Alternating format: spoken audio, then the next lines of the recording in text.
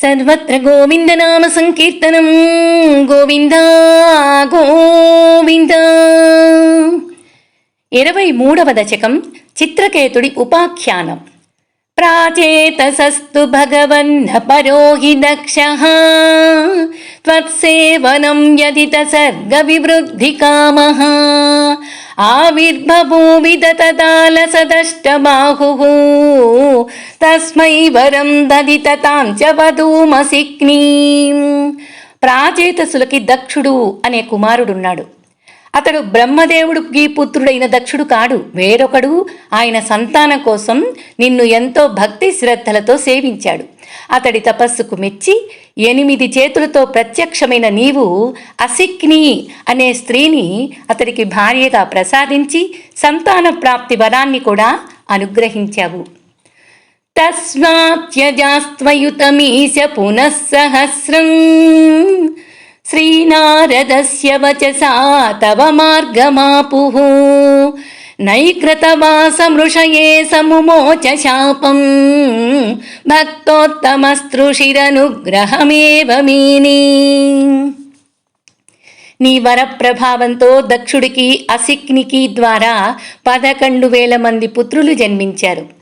వారందరినీ పిలిచి దక్షుడు జనాభివృద్ధి చెయ్యండి ఆజ్ఞాపించగా సంతానం కోసం అందరూ తపస్సు చెయ్యాలని నిర్ణయించుకున్నారు.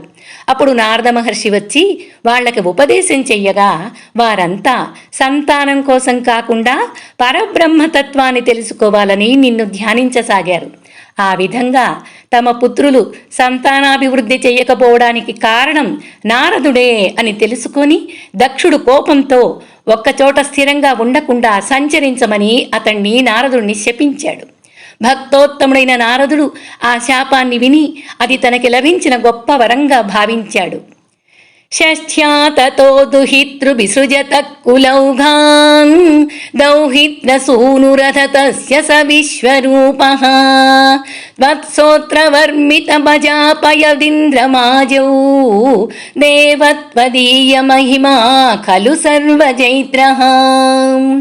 ఆ తర్వాత దక్షుడి కుమారులైన అదితి వంటి 60 మంది స్త్రీల ద్వారా చరాచర సృష్టి జరిగింది.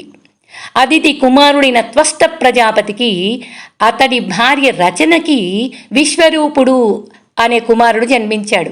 అతడు నీ దివ్య నారాయణ కవచ స్తోత్రాన్ని ఇంద్రుడికి ఉపదేశించాడు. ఆ దివ్య కవచాన్ని పఠించిన ఇంద్రుడికి అసురులతో చేసిన యుద్ధంలో విజయం లభించింది. దేవా, నీ అనుగ్రహం ఉంటే జనులందరికీ విజయాలు లభిస్తాయి కదా.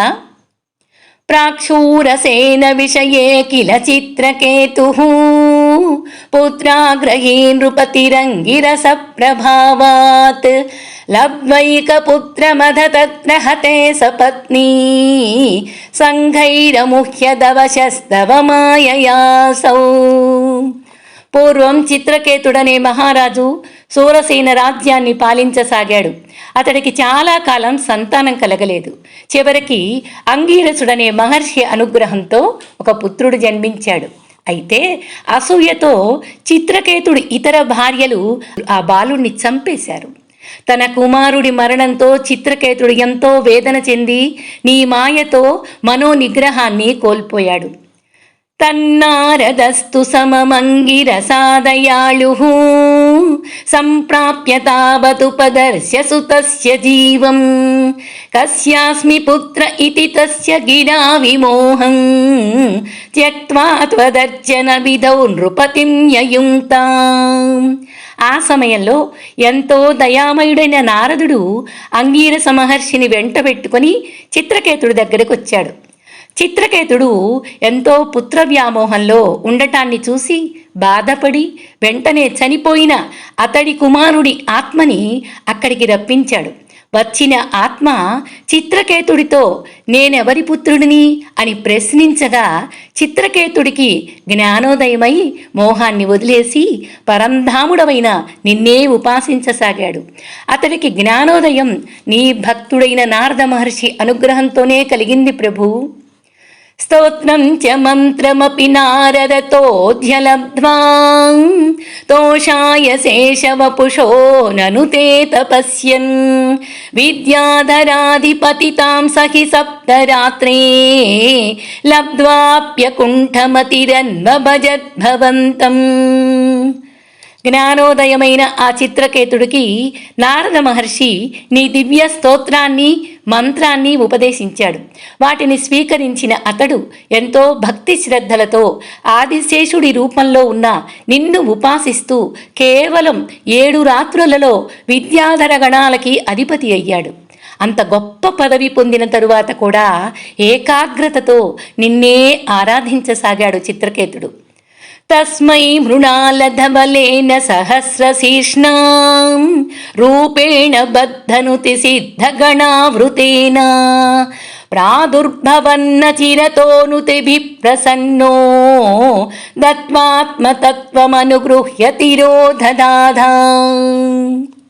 ఆ విధంగా చిత్రకేతుడు చేస్తున్న ఉపాసనకి సంతోషించిన నీవు తెల్లని పద్మనాళాలలాగా ప్రకాశిస్తున్న 1000 పడగలతో సిద్ధులు, మునులు, మహర్షులు నీ చుట్టూ చేసి భక్తిగా నమస్కరించి స్తోత్రాలు చేస్తూ ఉండగా అతని ముందు ప్రత్యక్షమయ్యావు.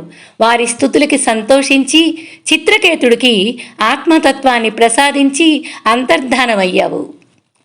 త్వద్భక్తమౌళిరదసోపి చ లక్షలక్షం వర్షాణి హర్షులమనా భువనేషు కామం సంగాపయన్ గుణగణం తవ సుందరీభిః సంగాతిరేకరహితో లలితం చచారా. స్వామి, నీ భక్తులలో గొప్పవాడైన చిత్రకేతుడు ఎంతో ఆనందంతో నీ దివ్య గుణగణాలని గాథల్ని కీర్తిస్తూ సుందరమైన విద్యాధర స్త్రీలతో కలిసి ఉన్నప్పటికీ వారి మీద ఎలాంటి వ్యామోహాన్ని పొందకుండా లక్షల కోట్ల సంవత్సరాలు భూమండలమంతా సంచరించాడు, పరిపాలించాడు. అత్యంత సంగ విలయాయ భవత్ప్రణున్నో నూనం సరౌప్యగిరిమాప్య మహత్ సమాజే నిశ్శంకమంకృత వల్లభమంగజారిం తం శంకరం పరిహసన్ను మయాభిషేపే. కొన్నాళ్లకి చిత్రకేతుడు సంపూర్ణ వైరాగ్యాన్ని పొంది నీ ప్రేరణతో కైలాస పర్వతానికి వెళ్ళాడు. అక్కడ సకల దేవతలు, మహర్షులు, మునులు సేవిస్తూ ఉండగా ఎలాంటి సంకోచం లేకుండా పార్వతీదేవి ఒడిలో కూర్చున్న శివుణ్ణి చూసి గట్టిగా నవ్వాడు.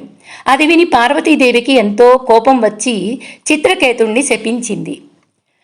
నిస్సంభ్రమస్త్వయమయాచిత శాపమోక్షో వృత్రాసురత్వముపగమ్య సురేంద్రయోధీ భక్త్వాత్మతత్వకథనైః సమరే విచిత్రం శత్రోరపి భ్రమమపాస్య గతపదం తే.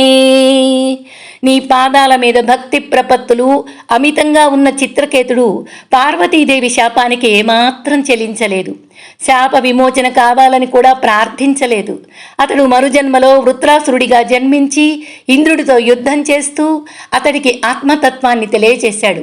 ఆ విధంగా తన శత్రువైన ఇంద్రుడి మోహాన్ని పోగొట్టి చివరికి నీ దివ్యధామాన్ని చేరాడు. ఇది ఎంత విచిత్రం స్వామి! త్వత్సేవనేన దితిరంధ్రవధోద్యతాపి తాన్ ప్రత్యుతేంద్ర సుహృదో మరుతోభిలేభే దుష్టాశయేపి శుభదైవ భవన్నిషేవా తత్తాదృశస్త్వమవమాం పవనాలయేశ. స్వామి, ఇంద్రుణ్ణి సంహరించాలనే కోరికతో దితి నిన్ను ఉపాసించింది. ఆమెకు జన్మించిన మరుత్తులు మాత్రం ఇంద్రుడితో విరోధం లేకుండా అతడికి స్నేహితులయ్యారు. అలా చెడ్డ బుద్ధితో నిన్ను సేవించినా వారికి శుభాలే జరుగుతాయి. అది నిజం కదా స్వామి? సత్యాన్ని ఎంతగా చూస్తున్నాము. అలా అందరికీ శుభాలు కలిగించే గురువాయుపురాధీశ, నన్ను కూడా అలాగే కాపాడు తండ్రి. సర్వత్ర గోవిందనామ సంకీర్తనం. గోవిందా గోవిందా.